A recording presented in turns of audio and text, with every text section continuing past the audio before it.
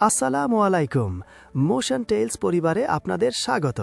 আমরা যে বিশাল মহাবিশ্বে বাস করি তার প্রত্যেকটি কোণায় লুকিয়ে আছে অপার রহস্য। আজকের ভিডিওতে আমরা সৌরজগতের সবচেয়ে আকর্ষণীয় এবং রহস্যময় 7টি গ্রহের সন্ধানে এক অবিস্মরণীয় যাত্রা শুরু। এই গ্রহগুলোর অজানা কাহিনী জানতে হলে এবং এমন আরও রোমাঞ্চকর ভিডিও দেখতে চাইলে এখনই মোশন টেলস সাবস্ক্রাইব করুন এবং বেল আইকনে ক্লিক করুন। চলুন শুরু করি। স্বাগত এই মহাজাগতিক যাত্রায়। আমরা যে সৌরজগতে বাস করি তা অকল্পনীয় বৈচিত্র্যে ভরা। যদিও 8টি গ্রহের কথা আমরা সবাই জানি, আজকের ভিডিওতে আমরা সূর্য থেকে প্রথম 7টি গ্রহের গভীরে প্রবেশ করব। এদের কেউ জ্বলন্ত অগ্নিকুণ্ড, কেউ বরফের শীতল জগৎ। চলুন শুরু করা। আমাদের তালিকার প্রথমেই রয়েছে বুধ। এটি সূর্যের সবচেয়ে নিকটতম গ্রহ। এটি একটি উত্তপ্ত মৃত পৃথিবী বলা হয়। এর বায়ুমণ্ডল প্রায় নেই বললেই চলে, তাই দিনের বেলায় তাপমাত্রা প্রায় 430 ডিগ্রি সেলসিয়াস পর্যন্ত ওঠে আর রাতে -180 ডিগ্রি সেন্টিগ্রেডে নেমে যায়। এটি সূর্যের চারদিকে দ্রুততম প্রদক্ষিণকারী গ্রহ।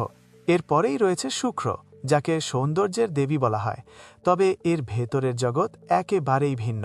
শুক্রকে পৃথিবীর যমজ বলা হলেও এর ঘন কার্বন ডাইঅক্সাইড বায়ুমণ্ডল একটি তীব্র গ্রিনহাউস প্রভাব সৃষ্টি করে। ফলস্বরূপ এটি সৌরজগতের উষ্ণতম গ্রহ, এমনকি বুধের চেয়েও বেশি গরম। এখানে সালফার ডাইঅক্সাইডের মেঘ রয়েছে। এবং তারপরেই আমাদের নিজেদের গ্রহ।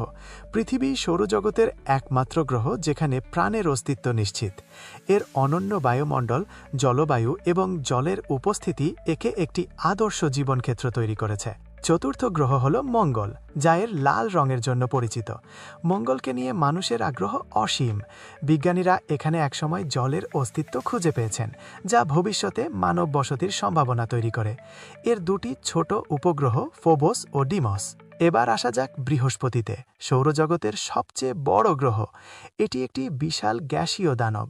এর বায়ুমণ্ডলে হাইড্রোজেন ও হিলিয়ামের প্রাধান্য এবং বিখ্যাত গ্রেট রেড স্পট হল শতবর্ষী এক ঘূর্ণিঝড়। এর অসংখ্য উপগ্রহ রয়েছে, যার মধ্যে গ্যানিমিড সৌরজগতের সবচেয়ে বড়।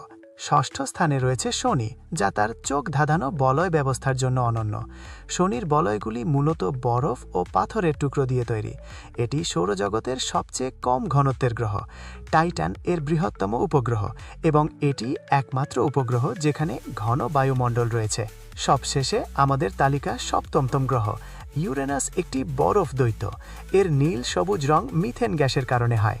এর সবচেয়ে অদ্ভুত বৈশিষ্ট্য হল এর হেলে থাকা অক্ষ, যা একে প্রায় গড়াতে গড়াতে প্রদক্ষিণ করায়। এখানেও বলয় ও অনেক উপগ্রহ রয়েছে। সৌরজগতের